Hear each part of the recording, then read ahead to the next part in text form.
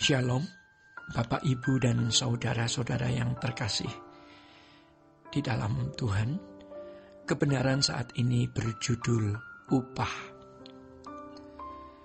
Bapak, Ibu, dan saudara-saudara, seseorang dikatakan memiliki kematian yang bermartabat atau tidak, itu tergantung kepada masing-masing individu.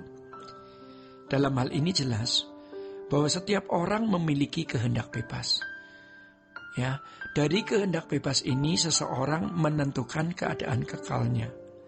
Pertama, apakah ia merespon keselamatan atau menolaknya?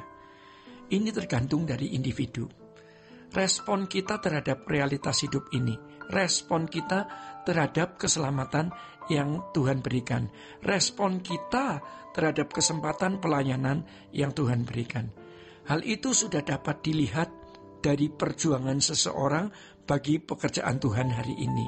Dan yang kedua, setelah ia merespon keselamatan, apakah ia terus mau bertumbuh sampai memiliki karakter Yesus, menderita seperti Yesus?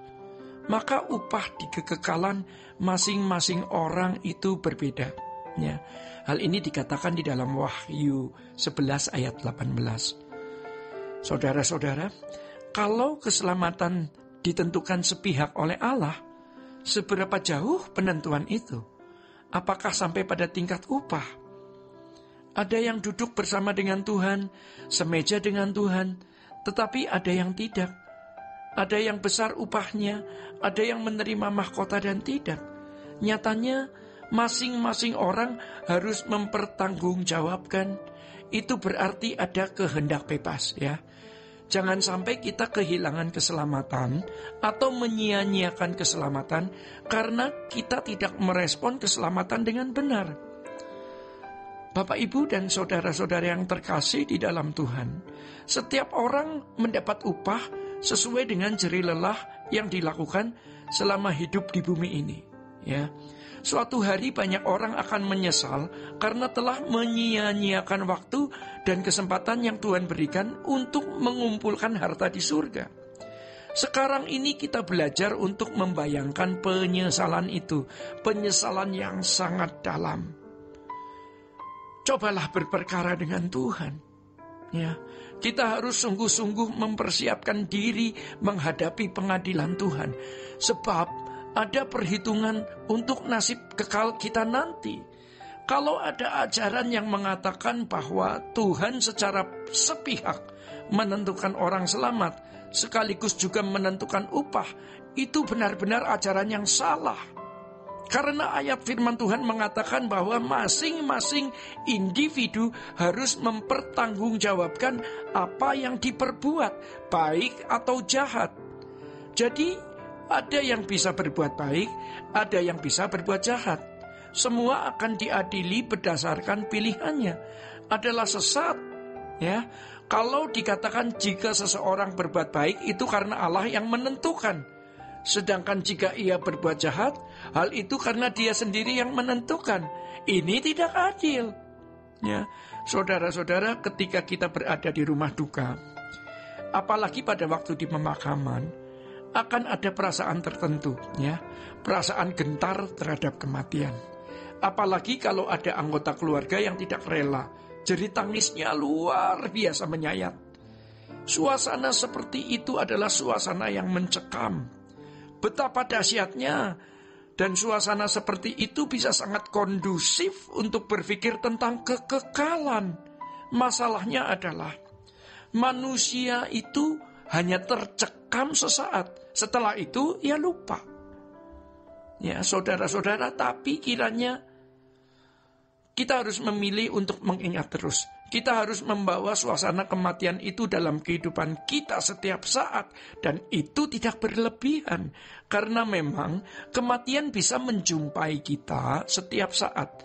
Belum lagi kita melihat orang-orang sekarat di ujung maut, ya. Suasana yang juga mengerikan. Bagi yang masih hidup saja itu mengerikan, mencekam, ya. Apalagi bagi yang sedang menjalaninya. Saudara-saudara, suasana yang begitu kritis, krisis, dan mengerikan itu hanya bisa diantisipasi kalau seorang setiap hari membiasakan diri berpikir dan merenungkan tentang kematian serta mempersiapkan diri dengan baik. Hidup tidak bercela, mengabdi melayani Tuhan sampai titik kopos. Barulah kita bisa mengantisipasi suasana itu. Saudara-saudara, kita harus memanfaatkan kesempatan yang ada. Seberapa kita all out, Apakah kita masih mencari keuntungan diri sendiri atau keluarga kita dalam pelayanan? Jadi apakah kita masih mencari keuntungan diri atau untuk keluarga kita dalam pelayanan ini? Orang-orang yang mengerjakan pekerjaan Tuhan sebagai kawan sekerja Allah atau utusan Allah adalah orang-orang yang bermartabat. Tentu saja selama mengerjakan pekerjaan tersebut, ia lakukan dengan tulus. Benar-benar untuk kepentingan Tuhan tanpa mencari keuntungan bagi dirinya sendiri atau keluarganya. Yang penting kita cukup. Orang yang tidak melayani Tuhan dengan benar berarti tidak menempatkan diri sebagai kawan sekerja Allah. Saudara-saudara, maka kita jangan ribut lagi soal kedudukan, nama baik, materi, dan lain-lain. Kita mau bertemu Tuhan di hadapan pengadilannya, perkarakan. Apakah kita sudah menyelesaikan tugas yang Tuhan berikan? Tidak usah dendam, tidak usah benci. Jangan menuntut balas orang yang pernah kita beri kebaikan. Kalau bisa berdamai, kita mau berdamai. Mari kita benahi diri kita sendiri yang juga belum tentu benar. Kalau hidup kita benar-benar dari hari ke hari dan berkenan di hadapan Tuhan, kita tentu akan naik kelas, sampai kita bisa memiliki hati seperti Tuhan Yesus, menjadi anggur yang tercurah dan roti yang terpecah, sampai kita menemukan tempat kita melayani, pelayanan yang membuat kita sampai kopos atau grief. Walaupun itu berat, namun kita harus menemukan itu.